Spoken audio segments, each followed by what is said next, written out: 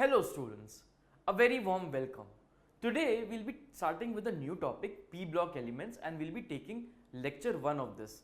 Guys, P block elements is basically group 13 to group 18, right, in the periodic table. So group 13 guys is the boron family, 14 is the carbon family, right, 15 is the nitrogen family, 16 guys is the chalcogens or the oxygen family, group 17 is the halogens, right, which is basically fluorine, chlorine, bromine, iodine, acetylene, right, and then group 18 is the noble gases, right, helium, neon, argon, right, these noble gases, right, so all the noble gases over there, right. I hope you've understood this guys, right. Apart from that guys, we'll be taking this chapter in a way. For example, we'll take up the boron family first, right. So for example, boron family consists of boron, aluminium, right, gallium, indium, thallium, right. So we'll be discussing the properties of this group, right, group 13, which is the boron family, right. After that we'll be discussing group 14, group 15, group 16 and so forth guys, right. So for example, when we are studying group 13, right, in group 13 we'll be talking about the various physical properties and chemical properties, right. We'll be talking about the various important compounds, right. For example, if we are discussing boron, right, so then we'll be talking about something called diborane, right. We'll be talking about borax and so forth guys, right. So this is the way we'll be taking up this topic. So let's get started. Alright, the first thing guys, group 13 elements, which is the boron family, as I told you, it contains boron, aluminium, right, gallium, right, indium and thallium, right. Boron guys is typically it's a typical non-metal guys, right. Aluminium is a metal, though it has certain non-metallic tendencies, which shows in similarity to boron guys, right, just like boron, right. Aluminium shows certain tendencies just like boron, right. Then gallium, indium, thallium, right, are almost exclusively metallic in character guys. This we know guys, as we move down a period the metallic character increases, right. So gallium, indium, thallium are almost exclusively metallic in character, right. You'll expect that as you move down the group, right, as you move down the group you'll expect that the metallic character will increase, and it does increase, right. So gallium, indium, thallium almost exist exclusively as metals, right. So they almost show exclusively metallic character guys. Electronic configuration over here, the outer electronic configuration of these elements is NH2NP1, right, of course NH2NP1, right, the outer electronic shell configuration we are talking about, right. I hope you've understood this guys, right. So guys, we know that the s orbital gets filled first, right. If there are available f orbitals, then f orbital gets filled of this, first guys the ns shell gets, the ns orbital gets filled, then n minus 2f gets filled, right, then n minus 1d gets filled, right, and then finally np gets filled, right. So in case of these group 13 elements guys, this ns and np will be there guys. So for instance, right, whenever the f subshell is not available, then it will not be filled. The d subshell is not available, then it will not be filled. In certain cases it might be filled, but one thing will stay constant is that in the final shell, right, the outer shell if you are talking about, right, it will be ns2, right, whatever, right, ns2 and then np1, right. For example, if you are talking about boron, then it will be 2s2, right, and 2p1, right. This is what we know guys, right. I hope you have understood this guys, and I'll move on to the next thing, atomic radii, right. On moving down the group, for each successive member, one extra shell of electrons is added, and therefore atomic radius is expected to increase, right. Atomic radius of gallium is less. So atomic radius, if you're talking about boron, between boron and aluminium, now because extra shells are getting added, you would expect, right, so boron is definitely less than aluminium, right. But guys, what you'll see is that the atomic radius of gallium is less than that of aluminium, right. So basically what happens is, it's like this, right. This is because additional 10d electrons offer only poor screening effect for the outer electrons, right. Although a new shell is getting added, but because the d orbital that is getting filled, the the n-1 d orbital that is getting filled, that is only offering poor shielding guys, right, poor screening effect, right. So the pull will be more in case on the outer shell, the pull will be more, right, of the nucleus in case of gallium, right, than in case of aluminium. That is why gallium has a lower size than that of, right, lower atomic radius than that of aluminium, right. I hope you've understood this, guys. Right, after that, guys, the nuclear charge, as I said, right, is more in case of gallium. Consequently, the atomic radius of gallium is less than that of aluminium, right. So there is a significant difference, right, about 8 picometer, right, which is large enough if you're talking about atomic radius, guys, right. I hope you've understood this, guys. Next up, I'll talk about ionization enthalpy, right. Ionization enthalpy values are expected to form general trends, do not decrease smoothly down the group. They do not decrease smoothly down the group, right. The decrease from B to AL is associated, guys, with increase in size. So from B to AL, you'll expect, right, so from B to AL the atomic radius increases, right, the atomic radii increases. So you know that the ionization enthalpy, guys, will decrease, right, because the, you know, if it's, I mean, the outermost shell is farther away from the nucleus, guys, the nuclear pull on the electrons will be lesser, and ionization in the enthalpy, which is basically the amount of energy required to lose one electron, right. So that is basically ionization enthalpy. So ionization enthalpy, guys, will be more for boron than for aluminium, right, because aluminium has a greater size, right. The observed discontinuity, guys, in the ionization enthalpy values between aluminium and gallium and between indium and thallium are due to inability of the DNF or electrons, guys, which have low screening effect to compensate the increase in nuclear charge, right. So guys, what happens is, right, so for example, if you're going from aluminium, right, to gallium, right, so gallium, guys, the number of protons has increased from aluminium to gallium, right, but the electrons that got added were also added in the D shell, right, or for example, in case of indium and thallium, they were also added in the F shell, guys, right. So what happens is that now the nucleus has a stronger positive charge, right, but the screening effect that it has, you know, it has to offer, right, the D and F orbitals, they are not able to offer that, they have low screening, right, low shielding, right. So that is why, guys, this this smoothness, right, this decrease, I mean, they are expected to decrease smoothly, but it does not happen, guys, right. This, so between indium and thallium and aluminium and gallium, this does not, because of the inability of D and F electrons, which have low screening effect to compensate the increase in nuclear charge, guys. The sum of first three ionization enthalpies for each of the elements is very high, guys. So basically, if you're, for example, forming aluminium to aluminium plus, right, and then from aluminium to aluminium 2 plus, right, and then from aluminium 2 plus, if you're forming aluminium 3 plus, guys, these first three ionization enthalpies are very high. I mean, a lot more energy has to be provided.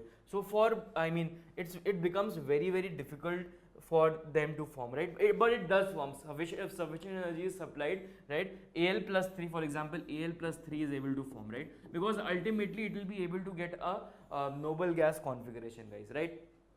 I hope you've understood this, guys. Next up, guys, electronegativity down the group, guys. Electronegativity first decreases from boron to aluminium, right, and then increases marginally, right, and it then increases marginally, right.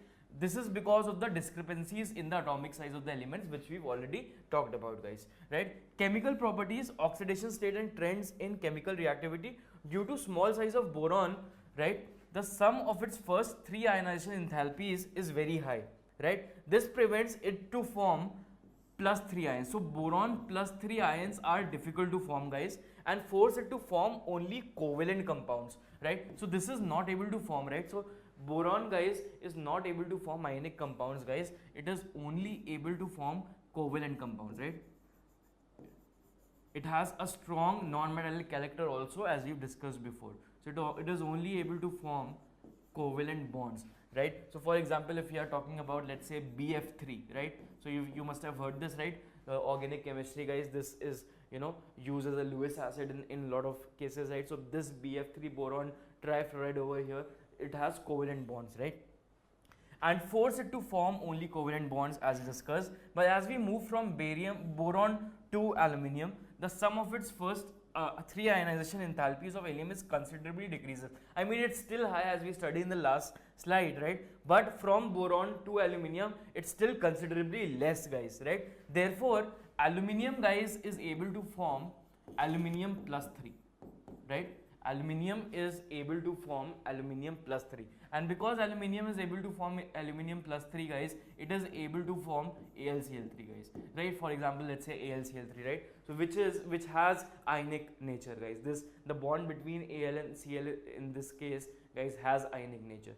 But guys, again, polarization and polarizability, guys, all of them will also play a role, right? We've talked about this Fajan's rule and everything, guys. So there will be there will be also covalent character between the bonds of Al and Cl in this case, in case of AlCl3, for example, guys, right? I mean, much more than was, let's say, for MgCl2, guys, right? Or let's say NaCl. I hope you've understood this, guys, and I'll move on to the next thing. However, down the group, due to poor shielding, effective nuclear charge holds Ns electrons tightly, responsible for inert pair effect, and thereby restricting their participation in bonding. As a result of this, only p orbital electron may be involved in bonding. This is the reason why, guys, right? Again, poor shielding effect, effective nuclear charge holds the Ns electrons tightly, right? The Ns electrons are held tightly, and only, guys, the p orbital electrons are able to participate, right?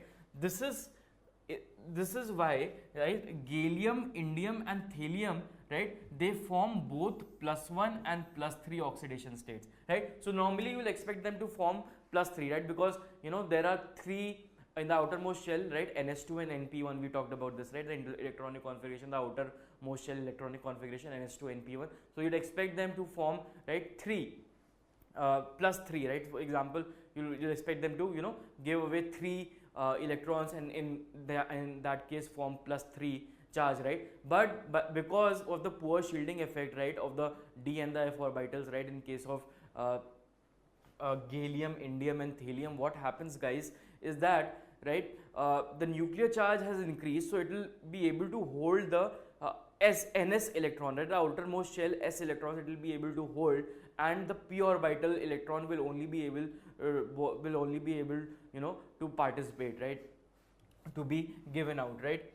It will be involved in bonding, that is, right? So both +1, guys, and +3 oxidation states, right, will be formed, right? The relative stability of +1 oxidation state progressively increases from heavier elements, right? So basically thallium, right, indium, gallium, right? So these have a stronger tendency, right? So thallium has the strongest tendency to form a +1 oxidation state. So thallium has the highest tendency for forming a +1 oxidation state, right? Followed by indium and then gallium, guys. I hope you've understood this, guys. Thallium, the +1 oxidation state is predominant, and +3 oxidation state is highly oxidizing in character, right? In thallium, +1 oxidation state is predominant, right, and +3 oxidation states are highly oxidizing in character, right? The compound in +1 oxidation state are expected from energy considerations are more ionic than those in +3 oxidation states, right? So when, for example, if I am talking about, let's say, thallium, right, if thallium forms, let's say thallium, guys, forms Tl, right, Cl, guys, right, this will be more stable than, let's say, when it's formed TlCl3, right? It will be more ionic in nature, right? Not stable, it will be more ionic in nature. In trivalent state, guys, the number of electrons around the central atom in a molecule of the compounds of these elements, example, right, will only be 6, guys, right? The number of electrons around the central atom in a molecule of the compounds of these atoms in the trivalent state will only be 6, right? I hope you've understood this, guys, and I'll move on. Such electron deficient molecules have tendency to accept a pair of electrons, right, to achieve stable electronic configuration, and thus they behave as Lewis acid, right? So when you were talking about organic chemistry, we discussed how this BF3, AlCl3 and so forth, they act as Lewis acids, guys, right? They have a tendency to accept a pair of electrons because they are electron deficient, right? They are electron deficient and therefore behave as Lewis acids. The tendency to behave as Lewis acids decreases with the increase in the behaves, right, increases with the decreases with the increase in the size down the group, right. BCl3 easily accepts a lone pair, so BCl3, BF3, right, all of them, right, from ammonia to form, right, BCl3 dot NH3 over, right, over here. In trivalent state, most of the compounds being covalent are hydrolyzed in water, right. The trichloride on hydrolysis in water form tetrahedral, right, MOH whole 4 minus species, right. Aluminium chloride in acidified aqueous solution form octahedral, right. So this octahedral geometry is obtained when aluminium chloride is oxidized, guys, right. When aluminium chloride is oxidized, this octahedral geometry is obtained over here. And for the remaining trichlorides, guys, right, when they are hydrolyzed, they form a tetrahedral geometry, right. I hope you've understood this, guys, and I'll move on. So you know now that they act as Lewis acids, which is very, very important, and about the tetrahedral and the octahedral geometry they show, right. So aluminium shows an octahedral geometry. I hope you understand when it is hydrolyzed, that is, right. Next up, reactivity towards air, right. Boron is unreactive in crystalline form, right. When it is in crystalline form, it is unreactive, right. Aluminium forms a very thin oxide layer on the surface which protects the metal from further attack, right. So whenever aluminium is exposed to air, so that is why aluminium and all, guys, is used, for example, for long lasting things, right. Like for example, you know, if you are making aluminium wires, right, aluminium wires are very, very, you know, favorable, because, you know, when it is exposed to air, so what it does, it forms a very thin coating of Al2O3, aluminium oxide, guys, right, alumina. Now when this coating is formed of alumina, this prevents further oxidation, guys, right. So oxidation happens for a little while, it stops due to the forming of this aluminium oxide, right, because it deposits, right, on the aluminium and thus protects it, right, from further oxidation, from further attack. Amorphous boron, guys, and aluminium metal on heating in air form B2O3 and Al2O3, guys, right, respectively. With dinitrogen, right, at high temperatures they form nitrides, right. So these two reactions are important. The first one, when these metals are treated with oxygen and heated, they form E2O3, right. This should not be in the crystalline form, right. If you're talking about, so these are, if you are talking about boron, this should be in amorphous form, right. This should be in amorphous form, not in crystalline form, right. Over here, when it reacts with N2, it forms nitrides, right. It forms nitrides. I hope you have understood this, guys. So boron will form B2O3 in the amorphous form, and aluminium will form Al2O3. Guys, these are the oxides, right? These are the primary oxides that are formed. I hope you have understood this, guys, for boron and aluminium. Moving on, reactivity towards acids and alkalis, right? Boron does not react with acids and alkalis even at moderate temperature, but aluminium dissolves in mineral acids. Boron does not react with acids and alkalis. Aluminium dissolves in mineral acids and aqueous alkalis, and thus shows amphoteric character. Aluminium dissolves in dilute HCl and liberates dihydrogen, right? Dilute HCl, aluminium dissolves in dilute HCl and, liberates dihydrogen. So this dihydrogen is liberated over here, as you can see in this reaction, guys, right? Aluminium, when reacts with, right, boron does not react with acids and alkalis, so boron does not show reaction. Aluminium, when treated with dilute HCl, liberates H2, hydrogen gas is liberated, right, dihydrogen, that is. When it's treated with an alkali, guys, right, however, concentrated nitric acid renders aluminium passive by forming protective oxide layer on the surface, right. So when we are talking about treating aluminium with nitric acid, right, concentrated nitric acid, which is a very strong oxidizing agent, it will oxidize it to form Al2O3 very, very quickly, and when this Al2O3 is formed, this layer will be deposited and further oxidation will be prevented, guys, right. It renders basically aluminium passive, right, forming protective oxide layer on the surface. Aluminium also reacts with aqueous alkali, and in this case also it liberates dihydrogen, guys.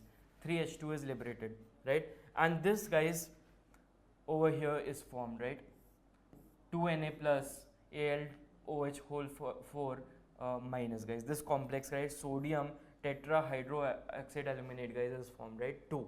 I hope you've understood this, guys, and I'll move on to the next thing, reactivity with halogens, right? Reactivity towards halogens. So halogens we know, guys, fluorine, chlorine, bromine, right, iodine, acetine, right? So when it's subjected to them, guys, then it forms the trichloride, right, to form trihalides, right? They form trihalides, except, guys, TiI3 is not formed, right? Thallium triiodide is not formed, guys, right? So all of them are formed, right? Apart from them, all of them are formed, right? Boron. Next up, we'll talk about extraction of boron, right, by the reduction of B2O3 with magnesium, right? B2O3 with magnesium, right? Sodium or potassium in the absence of air, guys, right? When B2O3 is reduced, guys, right, using magnesium, right, sodium or potassium in the absence of air, right, no air, we should write no air over here, then boron is obtained with MgO, right? So basically Mg itself gets oxidized and it reduces B2O3 to give B, right? I hope you've understood this, guys. Now, guys, preparation of B2O3, how it happens is given in the first two reactions, right? In the first two reactions, the preparation of B2. So this is, guys, this Na2B4O7 is basically borax, right? This, guys, is borax, right? When this borax is treated with dilute HCl in the presence of water, guys, this gives you hydroboric acid over here, this boric acid over here, right? And NaCl is obtained. When this H3BO3 is heated, guys, this gives its anhydrous oxide, right? So anhydrous oxides of H3, this acid is boric acid is B2O3, this B2O3 is obtained. Now when this B2O3 is treated with Mg, it gives boron, guys, right? So this is how boron is extracted, guys, right? So for extraction of boron, guys, we first need, right? So basically this is present, right? For example, when you are extracting boron, boron will be present, let's say, in the form of borax, right? So from borax, we'll first prepare H3BO3. From H3BO3, we'll get B2O3, which is its anhydrous oxide, right? Then from B2O3, when we reduce it using a metal, right, like magnesium, potassium or sodium, we'll get boron, guys. I hope you've understood this, guys, and I'll move on to the next thing, reactivity towards halogens. Reactivity towards halogens. The product thus obtained is boiled with HCl and filtered when K2O or MgO dissolves, leaving behind elemental boron, guys, right? It is thoroughly washed to remove HCl and then dried finally. Brown amorphous powder of boron is obtained in this way, guys, right? So this is what we have been talking about, right?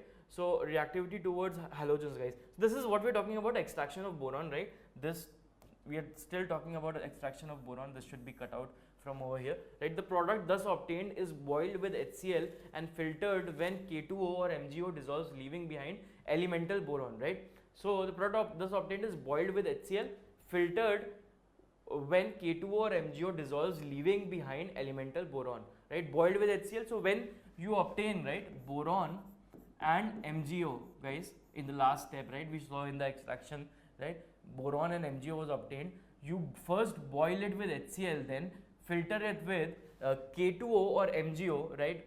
It dissolves, leaving behind elemental boron.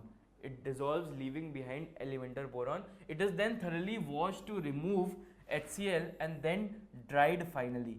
Brown amorphous powder of boron is obtained in this way, right? So amorphous boron, guys, amorphous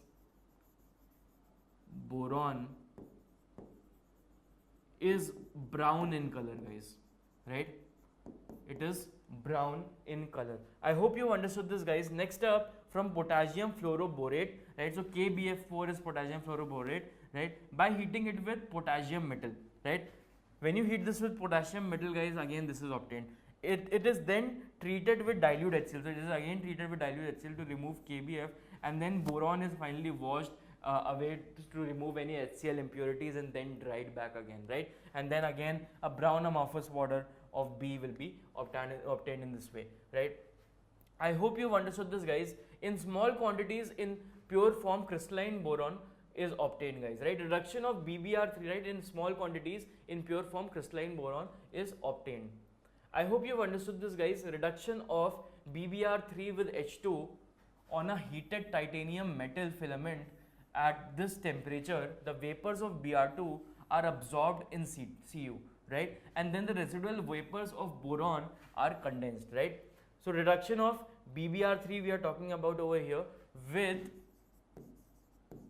H2, right, on heated titanium metal, right, on heated titanium metal filament at this temperature, guys, right? The vapors of Br2 are absorbed in Cu, right? And the residual vapors of boron, right? Boron vapors are obtained which are then condensed, right? Boron vapors are condensed to give the boron, right? To give the boron non-metal, guys, right? I hope you've understood this, guys, right? Next up, guys, decomposition of Bi3 vapors, right? By means of high tension arc through tungsten electrodes, right? So guys, this is an electrolytic method. So Bi3, right, vapors by means of high tension arc through tungsten electrodes, guys, this is passed, and again boron will be obtained, guys. This you should remember as the Van Arkel method, right? This you should remember as the Van Arkel method. I hope you've understood this, guys, right? This Van Arkel method is important. Apart from that, guys, this preparation, this extraction, guys, using borax is important, guys, right? This borax extraction is important. Potassium fluoroborate is important, KbF4, because it's very, very simple. You just treat it with potassium metal and it's very easily removed, right? And then dilute HCl is used to remove Kf, right? And then B is washed and finally dried, right? What is the color of boron? It's brown in color.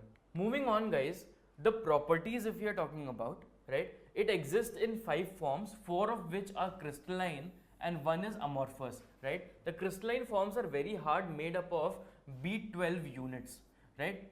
The crystalline forms are very hard, made up of B12 units. All crystalline forms are black in appearance, right? Crystalline forms are black in appearance and chemically inert, right?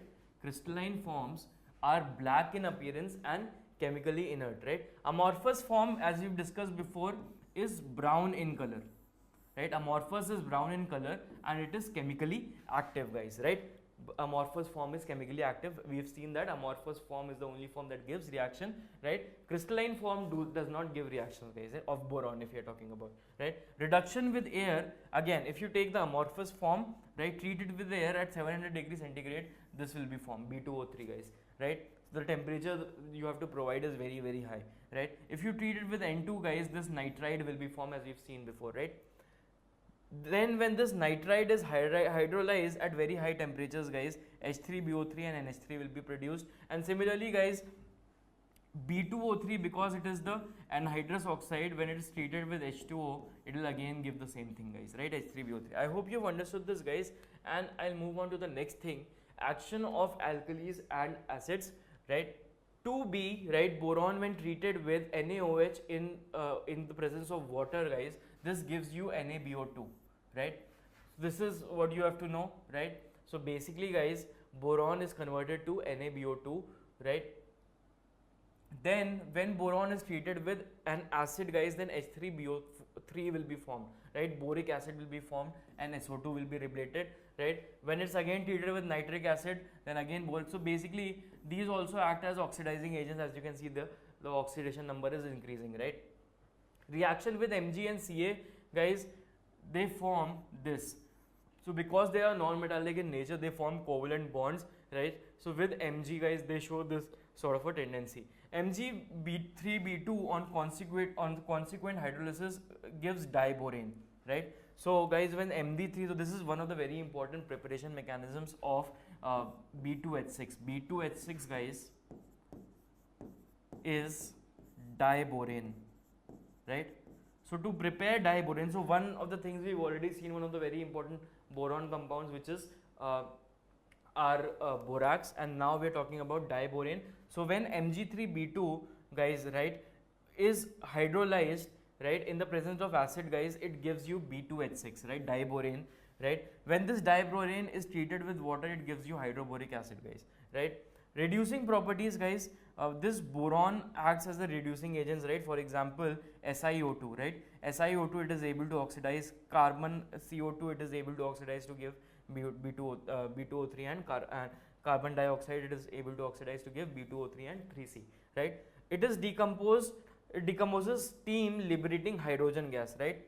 It decomposes steam liberating hydrogen gas. I hope you've understood all this, right? And I'll move on to the next thing, guys. Talking about the uses, boron is used in the construction of high impact resistant steel, and since it absorbs neutrons in reactors rods for controlling atomic reactions, guys, right? So it's used in as a neutron absorber in atomic reactions, guys, in a nuclear power plant, right? And high impact resistance steel, right? Compounds of boron, guys, we'll be talking about, right? First of all is boron trioxide, right? We've seen, so B2O3 is important, boron trioxide, right? Then, guys, what is important is borax, right? Borax, which is a sodium and which is a compound formed with sodium, boron and oxygen, borax. And then diborane, which we've already talked about, which was B2H6, guys, right? So we'll discuss all of them in the next class, guys, right? So there are properties. For example, if you're talking about boron trioxide, we'll discuss all the properties over here, right? Orthoboric acid, which is H3BO3, is another important thing, right? This orthoboric acid, which we've already seen, right? B2O3 acts as a nitrous oxide for this H3BO3, right? We'll talk about this. We'll talk about its properties, right? The complexes it forms, right? The borate radical we'll be testing for, right? What is the borate radical? We'll be testing about that. Then comes a very important topic of borax, guys, right? So first, the preparation reaction of borax, which is Na2B4O7, guys, which is very important, right? And then borax, the properties, it's a white powder and so forth. When action of heat is applied, right, on borax and so forth. Borax bead test is very, very important, guys. You must have already heard about borax bead test. It's very, very important, right? Its uses, right? Then diborane, guys, and so forth.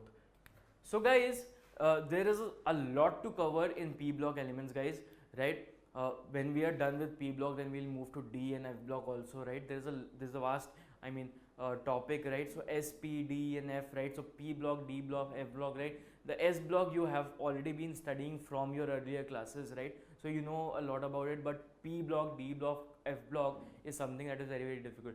There is a lot of learning involved in inorganic chemistry, guys, right? In inorganic chemistry, guys, unlike in physical and organic chemistry, guys, there's a lot of learning involved, so you'll have to learn, right? For example, let's say crystalline boron does not, it's inert in nature, whereas amorphous boron, which is brown in color, right, it reacts, right?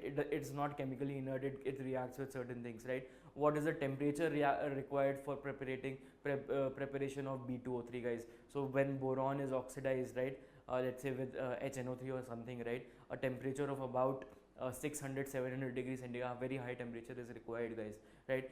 Same aluminium, for example, aluminium trioxide, Al2O3 alumina that we know, right? It forms a protective layer and prevents, further oxidizing of aluminium, right? So all this is very, very important. Please take a note of this, right? Whatever the screen, pause the video, take screenshots, right? And try to remember all these things, right? The more you try to remember all these things, right? For example, you can stick it on your wall, right? Try to memorize it. The more you memorize it in inorganic chemistry, the better it will be for you, guys, right? So please do your due diligence, and I'll see you in the next class.